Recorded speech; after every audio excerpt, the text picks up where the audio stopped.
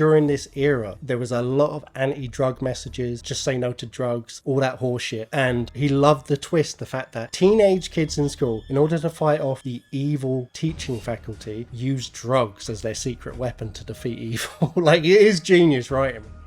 Kids, just say yes to drugs, because this week it's The Faculty from 1998, directed by Robert Rodriguez, starring Josh Hartnett, Elijah Wood, Clea DuVall, Jordana Brewster, Salma Hayek, Robert Patrick, and Jon Stewart.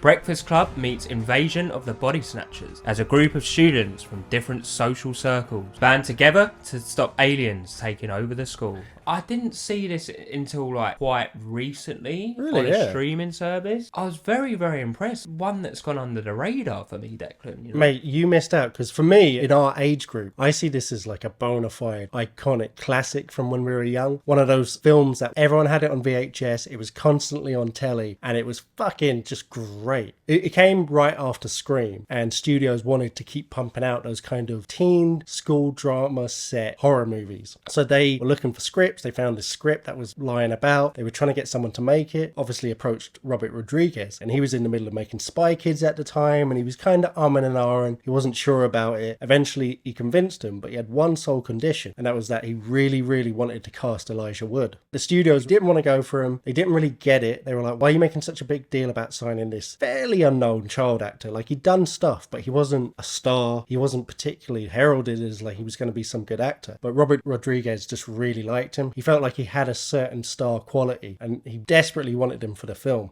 The cast is amazing from head to toe. The teachers is an incredible cast. You've got Jon Stewart, Salma Hayek, of course, you know, showing up in a Rodriguez film. Yeah. T100 himself. Yeah, Robert Patrick is a football coach, who we see at the very opening of the film. And a bunch of other names, you know, really good quality cast. But you knew that was a good cast when the film was made. The younger cast is full of future stars that hadn't quite made it yet. I love this film because it hits on every note you want for it. An American school set drama, you know, you got the angry coach, you got the drunk teacher who can't be bothered anymore and he doesn't give a shit, and you've got the high-strung principal dealing with budget cuts and everyone's pissed off at her and she won't even turn on the air conditioning because it would cost too much money. And then you got all the kids, the jock who decides he doesn't want to be part of the football team anymore, the grungy kid girl who doesn't want to be friends with anyone, you got the new girl coming into town. Josh Hartnett's like the cool slacker character, but he's actually a genius and he's misunderstood. Elijah Wood is the bullied kid. I would happily watch this film if it was just about these kids getting to know each other. He's gonna be doing laps until sunrise.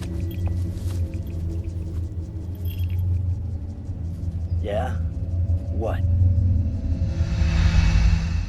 The opening scene was really good. The way it set up the dynamics. As you said, these are the footballers, these are the cool guys. You got the coach, like, the typical coach, and like throwing his clipboard down, smashing it up. But I like the suspense of how it set up the rest of the film. You don't see anything. You just see the camera going towards T100, and he's like, what do you want? And then all of a sudden it advances towards... It's like when Who Shot Phil Mitchell? Just a POV camera and the actor talks right to it. It was good because I didn't read the plot, and I was like, what is this film about? And like when I saw that, I was like, oh fuck's sake, gonna be like an existential teen, like, oh, I don't know what my place is in the world. But then when I saw that, I was like, what is this getting at? Rodriguez set it up perfectly. Yeah, because then we get into the actual first real attack where we actually are seeing people that are now being controlled by this alien species, and it's a pretty good scene as well where you got Robert Patrick basically attacking the principal after school hours. I'm pretty sure as well he does the T1000 run at one point on purpose, where he kind of like runs out of the shadows.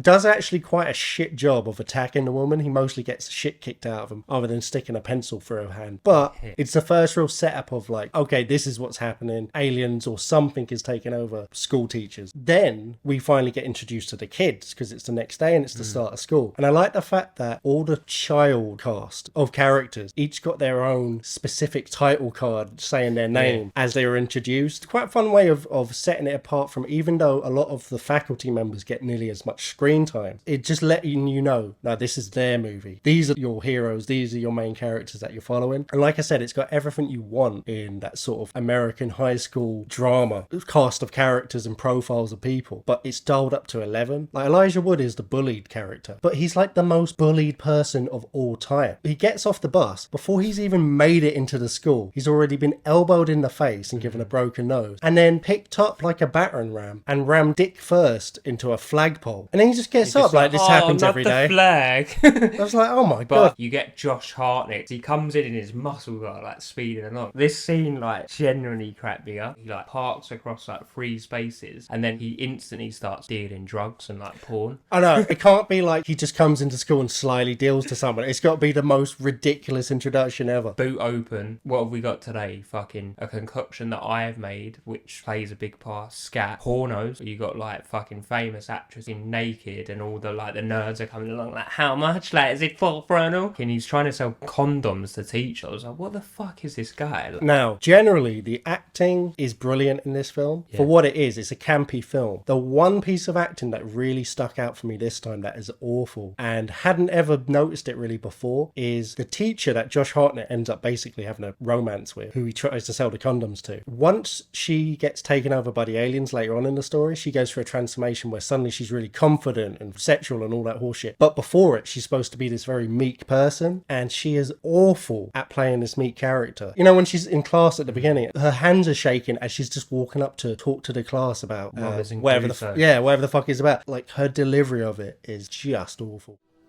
So, what was Crusoe's greatest fear? Anyone?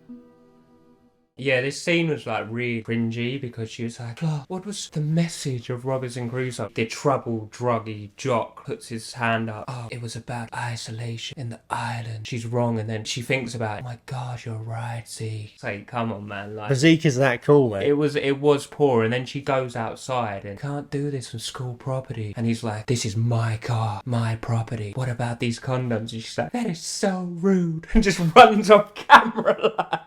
I love your impression of both of them was the exact same. Yeah. She was weak, but I didn't take any enjoyment out of it. You know, we get introduced to Stokely, who is basically the weird girl from The Breakfast Club, but with a 90s cynical attitude, but sort of a sweetheart underneath. Everyone thinks she's a lesbian or spreads the rumours of it. I hope you're not a violent lesbian like your newfound friend here. No.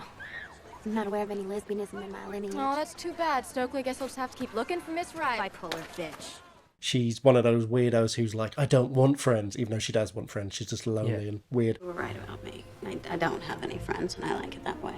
So the jock kid is going out with the head cheerleader, who's the bitch, who's head of the school paper or whatever. And she gets introduced as a very conceited, annoying bitch, who I assumed first time watching it that you're gonna root against and is probably gonna fall out of the plot. She ends up staying and is actually a really pivotal part of the plot and has the biggest character arc in terms of changing what she's like and the most unrealistic and the one I least like. But we'll get to that at the end. And she basically doesn't want to go out of a jock boyfriend anymore because he's having a existential crisis and he doesn't want to play football anymore. He wants to actually study and he doesn't want to just be good at sports. He wants to try and apply himself and use his brain. Mr. Furlong changed it to an A. He said he deserved it for having such a strong arm. That really bugged me, you know? I worked hard for that D. That was my D. I deserved that D.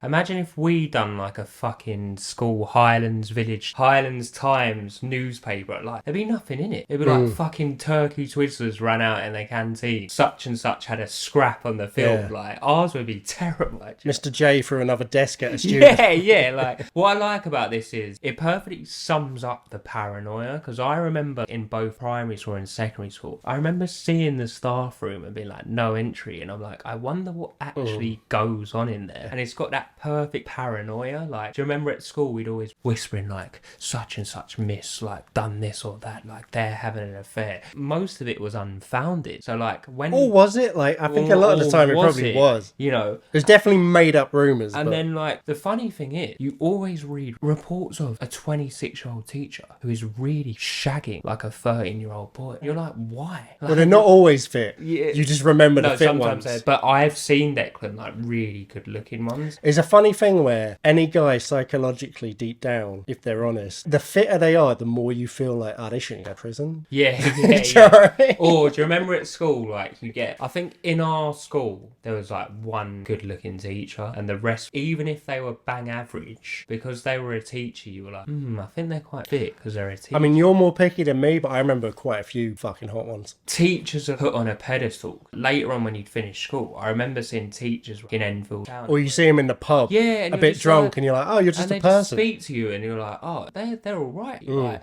the school and the authoritarian element of it convinces your young mind they're this and that. Outside of your parents, the first authority figure that you have to spend any amount of time interacting with. So it makes sense. And also, they're older than you, especially when you're really young, not teenagers, but when you're really young. Adults seem like these all-knowing beings that never seem to be confused and always know what to do. And then you get older and you realize, oh no, these are fucking knuckleheads. Don't know what they're doing any more than I do. They're just older and wiser. It creates a great sense of that weird parallel worlds where they're always interacting, the teachers and the students in any school, but there's a real divide between them. There's a real distrust between them, and they're leading their own little ecosystems, and they have their own little dramas and stories about that the other is never privy to. And I love the early sequences of just the teachers hanging out in the staff room, and they feel like real teachers because they're just, some of them care more than others, some of them are old and really don't give a shit. It's a job, it's a profession, they got into it. There's kids are dicks, but it's not the worst school in the world. They're kind of bored. Someone's coming in and they got a cold, someone's complaining about the air conditioning, and just the interactions between them. But it's especially funny as more of the teachers taken over by this alien force. They start to notice, like, why the fuck is that coach drinking so much water today? And that becomes a running theme of the fact that these creatures need water. They can't be dehydrated. We learn later from the Queen that their planet is covered entirely by oceans and they don't have any dry land, so they're not that used to it. And there's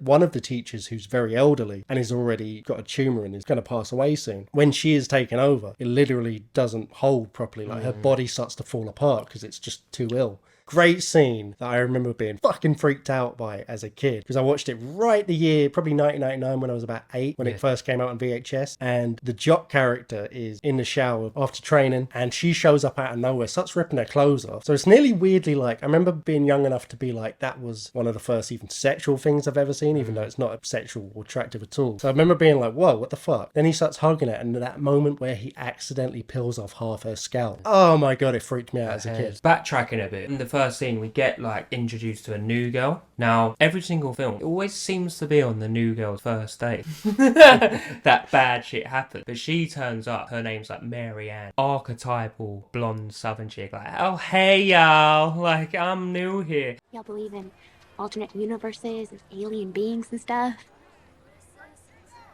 Feeling pretty alien myself today. I'm Mary Beth Louise Hutchinson of Atlanta. I'm new here.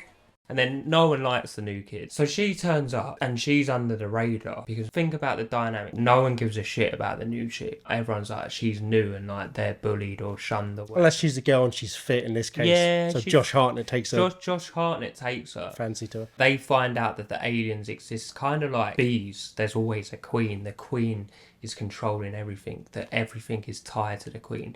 If you take the queen out, even if the parasites have infected a human host, they will be saved. Same law that's often used with vampires. The head vampire dies, everyone comes back to life. 100%. And they find out that there must be a queen, and they debate who it is. The first thing you'd think is, let's look at the authority hierarchy of this. Must be the headmaster. They've got the most... Too obvious, though. Too obvious, yeah. They go through all this. This is a coach. No, it's not him. They're trying to find out. Basically, the big reveal of this film is the new girl is the one that suckered them in. Oh, it can't be her. She just turned up. Now, I saw this as a kid. Right. Had no idea it was going to be the new girl. It's rewatchable anyway, but it's great to rewatch it because you notice all the tells and the obvious signs that she is probably the queen retrospectively. As an adult, was it really obvious? No, that reveal shocked me, to be honest. They find a weakness of the aliens. You talked about they need water all the time. They're constantly drinking water. We find out they're aquatic, as you said. Josh Hartnett, is a drug dealer. He's concocted some sort of drug called scat. It's mostly made from caffeine pills and random household products. It's basically Red Bull in cocaine form. Right. So basically they get it, they sniff it up, and they're going mad. It will be great for exams. I don't know if this is a thing that was actually done in America, but I thought it was genius that he would fill empty biro pens with it, so you could easily snort it straight out of it. Really clever, yeah. Basically, we know about caffeine. Caffeine is a diuretic, so basically it dehydrates you, yeah? So they find out that this is the weakness to the aliens, essentially. And they're all around Josh Hartnett's basement trying to get them all to sniff the scat. So this sequence is brilliant, and it is an obvious nod, parody, rip-off, whatever you want to call it, to that brilliant scene in The Thing where they go around doing the blood test. But it's got a real twist where, first of all, it's teenage kids and they're not in the Antarctic, but also it's the fact that to do the test, they need to take the drug. So they start taking the drug one by one, and the scene is tense and the tension is ramping up. But then it almost takes on a Fear and Loathing in Las Vegas sort of vibe, because one by one, the kids are feeling the effects of the drug. So while someone's still pointing a gun in someone's face saying, you need to take it next, Elijah Wood is starting to roll around on the floor giggling and laughing, and even with a gun pointed at him, he doesn't care because he's just tweaking. But the moment where the last two have to take it, and it's the brunette bitch, cheerleader girl,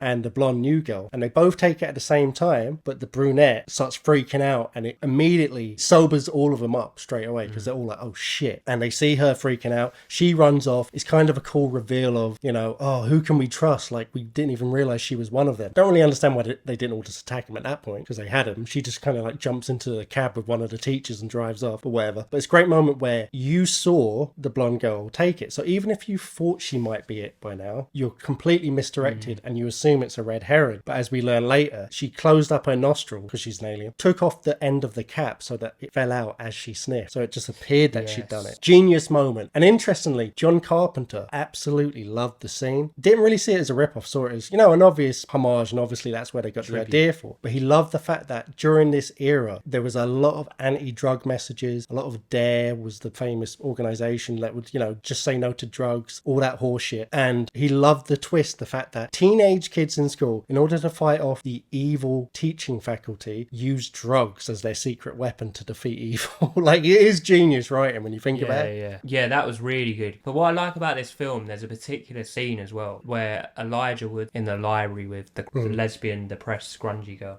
And she brings up, oh, this is like Invasion of the Body Snatchers. And Elijah Wood is saying, mate, imagine if the aliens have been here the whole time. What would you do? Go full out war or sneak through the back door? Would you go Roland Emmerich Independence Day, or would you do Invasion of the Body Snatchers one by one? It's kind of like they live. They're hiding in plain sight. They slowly start to take over the authority figures. Who's the authority figure? Teachers. Fucking police. Like the police come later when Elijah Wood's character's saying, no, I've seen dead bodies and they've hidden it all away. He's looking at the police and he's like, no, they've been taken over as well. They do everything and they're the last people standing. So what I like about this is it's a real kind of like mashup of genres. It's like a horror film, it's like a sci-fi film, it's like a thriller, paranoia. It's a great scene as well, because it's a rare indulgent moment in what is actually a really streamlined script. Doesn't actually move the plot along, doesn't really add anything, but it's a meta moment where the film becomes self-aware for a moment and says, yeah, obviously we've ripped off this film, we've ripped off this film, you know, we love these sort of films and we've mashed them all together, and that's what you're getting here. But it is such an amazingly tight script. There's no fat on it. It introduces a massive cast of characters and a premise all within about 20 minutes without feeling ham-handed, without feeling like there's just moments of exposition dialogue dumped on, and it does it as quickly and as entertainingly as possible, so that then you can just rush from great set piece to great set piece and enjoy the chemistry between the cast as you go along. So brilliant script. Another great scene is early on when Elijah Wood finds one of these little alien parasites on the football pitch, and he brings it to the science teacher played by Jon Stewart, who's not yet been taken over. And he's talking like, oh, I think this is a new species, and it shows, you know, certain signs of this type of organism, but then completely different signs over here, and they're all fascinated by it. You get the first real look of it as they dump it into the water and it comes to life and starts swimming about. It's also funny when Josh Hartnett apparently is like a scientist as well and starts looking through the telescope. It's a bit do like, everything. Calm down. But then there's a similar mirrored scene later on where basically our group of ragtag heroes have come together, started to talk about what they're seeing, started to become convinced for various different reasons. Josh Hartnett and the new girl in one room over, and they overhear him talking about the fact that they think aliens might be taking over teaching. So he comes in, obviously he's like, this is fucking ridiculous. In the middle of it though, when Jon Stewart walks in, and that moment where he goes and locks the door, and suddenly like everyone's like, what the fuck? Good, really good acting from Josh Hartnett and everyone as well, because that would be such a surreal moment as your fucking science teacher's suddenly coming at you with a blade. Casey here, he thinks you're an alien.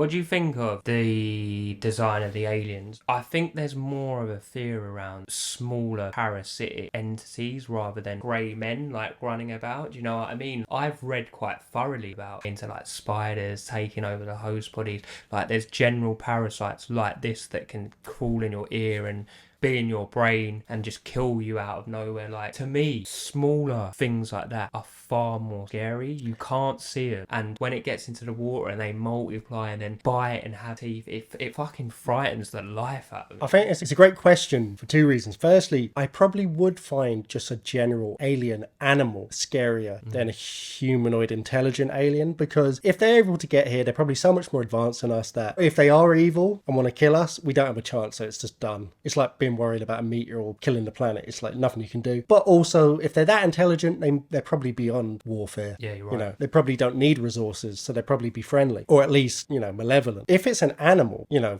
it's just a wild animal. Even if it doesn't hurt you, being near it might just give you a disease that you have no defense against. You know, it's just terrifying. But also the second thing is the fact that it's weird how you say small thing, but I think what you're saying is basically like insects and stuff. Yeah. But when you think about it, if an insect was blown up to the size of a cow, Oh yeah. does it become less scary or more scary? More. Much more scary. Yeah. And if a jaguar was the size of an insect, just like kick this gerbil out of here, you wouldn't be scared of it at all. I don't think it's the size. I think it's even something like a weird lizard that doesn't feel mammalian, doesn't feel like it can express any emotion, but it's still familiar on an instinctual level. Like, I might have branched off from that thing like 200 million years ago, but it's still part of my lineage. Like, it's an animal, it's got 4 legs, it has a heart. Insects truly feel alien. There's a reason why aliens are almost always modelled on insects a lot of the time. They're not really modelled on big cats or dogs, are they? And it's because they have an alien feel. They move differently, they live differently, they breathe with different organs, they have a whole different setup of how they exist, and there's just something about them. You're just like, these guys are not on my side. Like, if it turned out, I wouldn't be surprised if planet seeding is a real thing where life gets brought by meteorites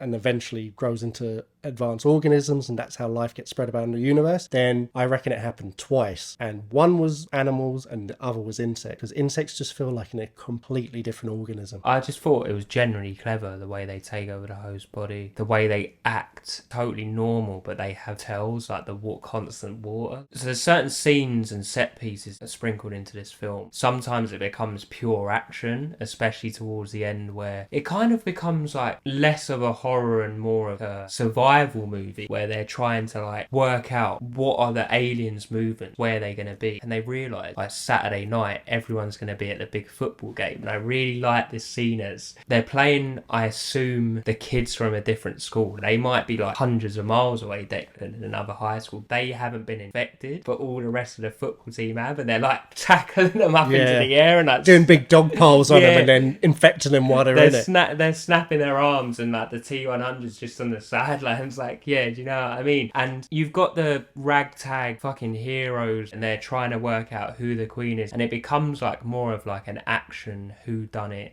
detective story now. So it's gone into another genre again. Definitely probably my favourite part of the movie is the first half, but the second half's great as well. And once they get all their drugs, they know what their weapon against them is, they know what their objective is, try and find a queen, and that should wipe them all out. They've just decided that is a fact now, so that's what we're going with. And they go to the school while the football game's going on. The head teacher walks in while they're discussing it, and her performance here was really good when she's trying to put across that she's still human. Mr. Furlong, we punched it into his eye. The reaction was instantaneous. You stick her, and then I'll shoot her before the ref's all over the place. Casey! You on drugs? What's wrong? Are we sure?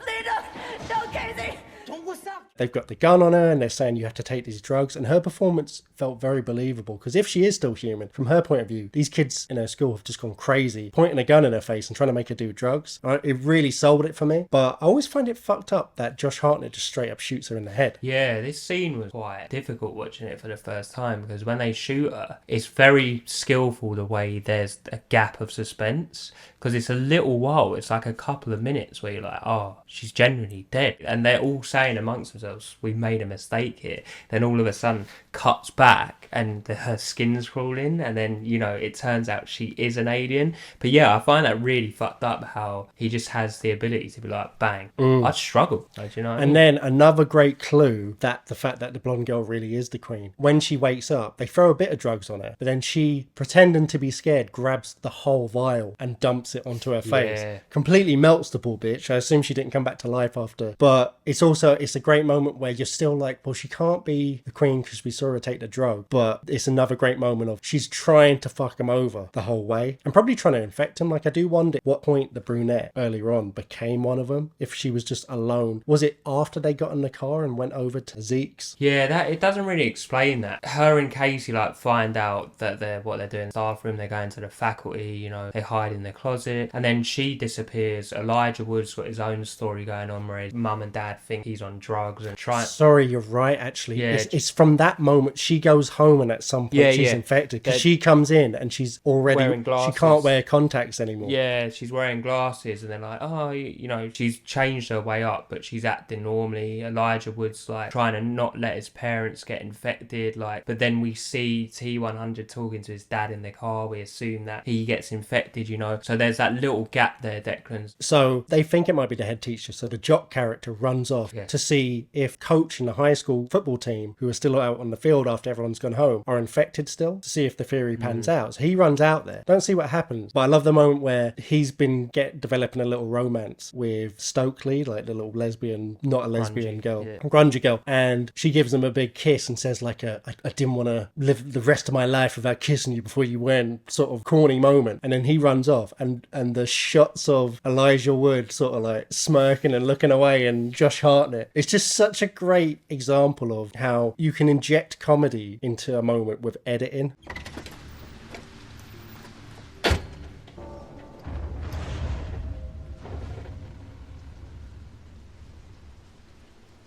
What are you looking at?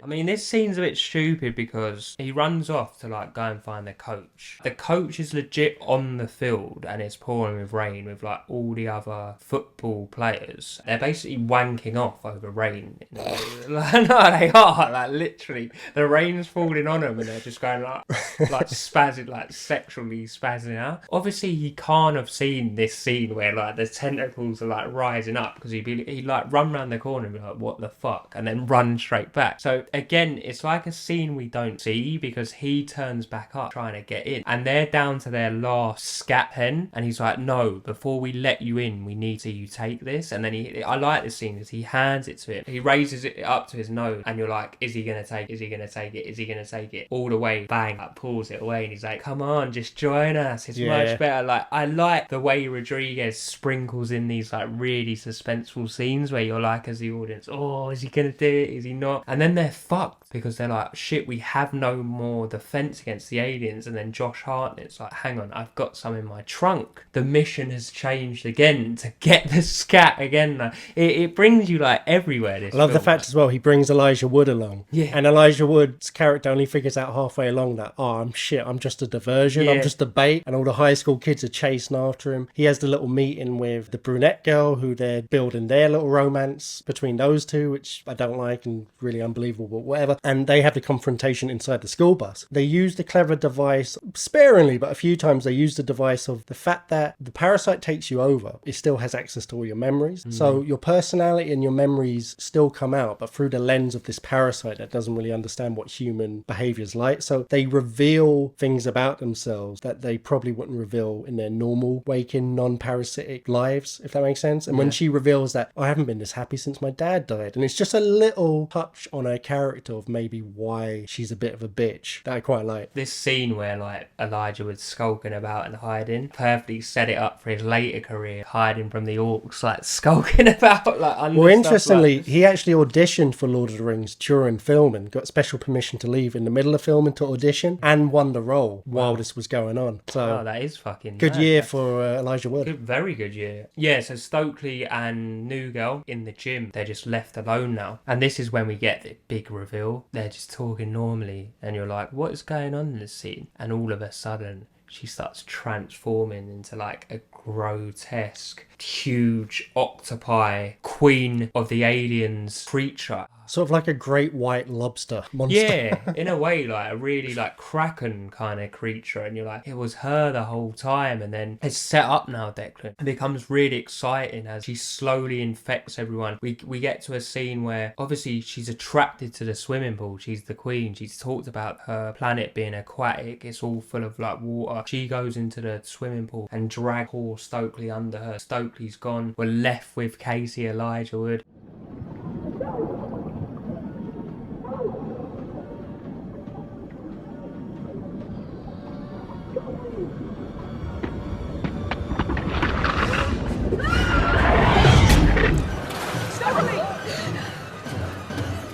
We go into the locker room and it's her and Zeke. Then she fucking turns up naked, which I kind of fucking loved. I loved it. She turns up naked and then Zeke's like, but why are you naked? They slowly work out she's the queen. Stoke turns back up and you're like, you kind of know because she dragged her underwater, innit? So But like, you didn't see anything. But you didn't see it, but you're kind of. And it's also working happened out. so fast, you probably not. I wasn't even thinking that she might be one. And then Zeke pulls out the scat. He goes to stab her. Bang. Stokely blocks his arm. And then you realise, shit, she's one of them. Elijah Wood, little pussy Elijah Wood, turns up, pushes Stokely into the cage, locks it, saves Zeke. But he runs off to scurry away. And then Zeke, unfortunately, gets caught as well. So now we're down to Just a little bitch. Our ultimate hero, school photographer, bullied, probably going to shoot up a school later on anyway, if this wasn't happening to him. And I really, really like this last scene. He runs back out into the gym. He's being chased. And what happens is he traps her in the bleachers. So he like winds it and she's fucking trapped, like the alien form trap. And I love this like cool throwaway line. It's like the T-100. Hasta la vista, baby. He pulls out the scat pen.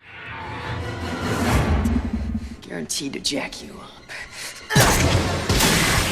Guaranteed to jack you up straight into the eye. Bang. But all the fucking things shoots into his face. He's getting infected. But luckily, because she's the host, we worked out, killed them, they die. He has saved the day. The bullied boy, the pussy hole, saves the whole town. It's a great moment. Great touch as well, the fact that you think he's getting taken over at the last second because he's got loads of parasites shoot into him. But what did you think of the actual effects of the creature? Because I feel like this is a lost art where the late 90s, early noughties was one of the best eras for overlapping practical effects with CGI. Like, your mind knows the difference, but without it being glaringly obvious of like, that looks or feels like a completely different animal or different creature. Yeah, so I thought for the time period it was a good effort. It's hard, Declan, because when you watch older films and like technology has advanced so much that you're like, is this real or is this not? Of course you can tell, but whenever I see a film now, I always put myself back in the day, like years ago. I imagine myself going to the cinema. Imagine if I hadn't seen this before. Imagine if technology hadn't advanced or effects hadn't advanced and I'm sitting there for the first time in my cinema seat. I would be like, that's pretty good, you know. Oh, it's amazing. That's pretty good. And it's a funny thing where you get acclimatized to it. It's the same thing when, do you remember Rockstar brought out GTA San Andreas, new version, updated, remastered, amazing special effects. And I remember looking at the trailer and being like, looks the same. Yeah. And then I saw a comparison and I was like, oh my God, I remember thinking this looked amazing, the original back in the day, but it looked like shit. So it's that same kind of thing. I also feel like because CGI has become so much more available and cheaper and better, it's made people lazy. A lot of the charm of special effects becomes not so much of what the director chose to show and how to show it, but what they were forced to show and how they were forced to show it. You can't make this giant physical effect run, so we have to do a CGI shot, but because of that we have to make it a bit darker and zoom out a bit because we can't get too close, it'll look unrealistic. Then when you want to cut to the creature practical effect, we can't do a big wide shot because you'll see the animatronic puppet guys controlling it at the bottom, so we need to sort of do a close-up or hide it, film it coming out from behind somewhere to hide that part of it. And I feel like all those necessities come together to become what is actually interesting about it. It's kind of like the whole, they couldn't get the Jaws shark to work, so they ended up having to shoot around it and doing POV shots, and that becomes the most iconic, best part of it. You can't picture the film any other way. So I I really love practical and CGI combinations from this era, and I felt like it was a really good practical creature effect and monster at the end, even though we saw it pretty sparingly. So what you're saying is some of the most iconic moments in film history have come because of need and necessity rather than what they wanted to do. That's Absolutely, an interesting. Even Spielberg said, even though Spielberg loves CGI now and he uses shitloads of it, and that was one of his original quotes. Don't worry about the problems. The problems is where a lot of the interesting stuff come out. I can't remember, I'm paraphrasing, but that is the charm of it. You have an idea of what it's going to be, but you're not writing it. You're not painting it by yourself. You're getting together with loads of people and time restraints and money issues, and someone's going to be nervous and can't deliver their line, and the special effect prop head that was supposed to be ready isn't ready at the last minute, and the film is born out of all those circumstances. But anyway, we've gone off track. Sorry, you want to talk about the final scene? The final scene, I don't know. I don't really like it. I think it was a bit silly, and I guess they had to close it off. Agreed. He saved the day. The newspapers and the press are obsessed with it. I found it stupid that he's now going out with the really fit chick. Yeah. There was no building of that. Earlier on in the scene, she goes, "Are you hitting on me, Casey?" And that was about it. Fucking Zeke, for some reason, is now part of the football team out of nowhere. I didn't mind that. The other one, the jock guy who was having a crisis is now,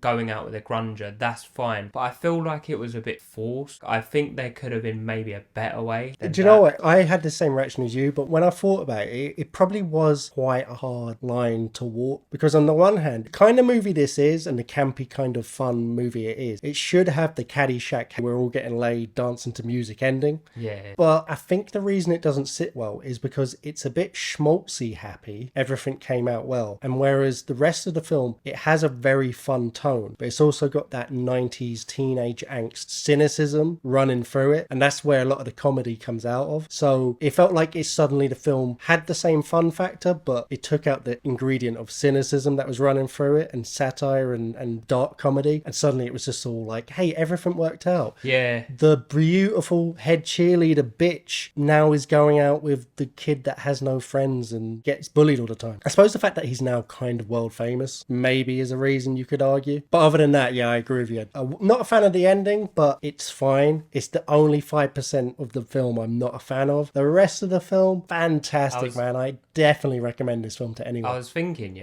everything seems fine, but you get a new teacher turn up and you follow him as he's walking with his briefcase. You just see him at the water cooler drink loads and loads of water, and he turns around and smiles, and then all of a sudden you see the crawling, and then it cuts, and then you hear Dunno! Yeah, they think it's fine, but a new queen has arrived, maybe setting it up for a sequel, which we didn't need. No, so gladly they didn't do gladly that. Didn't, but there was other ways. Good pitch though. Yeah. So do you recommend The Faculty? I think this is a great film. Maybe it didn't go under the radar as much as I thought, because it seems to be popular, and I was even speaking to someone at work, my friend Matt. He turned around all happy and went, "Guaranteed to jack you up." So he's like, "I'm watching that tonight." And then he came in the next day and was like, "I was telling my wife about The Faculty and we're going to watch it again." Perfect film of that era. Perfect high school 90s film. Encapsulates the paranoia of school and what are the teachers doing. And it's just such an easy rewatch film. So I really, really recommend this. Yeah, couldn't have said it better myself. Sometimes we choose a film and I'm like, oh, I actually can't be bothered to rewatch that again. But once I watch it, I enjoy it or I don't enjoy it. The Faculty is one of those films I could watch it a million times, never get bored of it. If it's on telly and I'm flicking through, I have to stop if it's on, no matter what point in the film it's at. Just brilliant filmmaking. Robert Rodriguez at his absolute pomp when he was just pumping out brilliant films. Just brilliant. So easy recommendation for The Faculty. Guaranteed to jack you.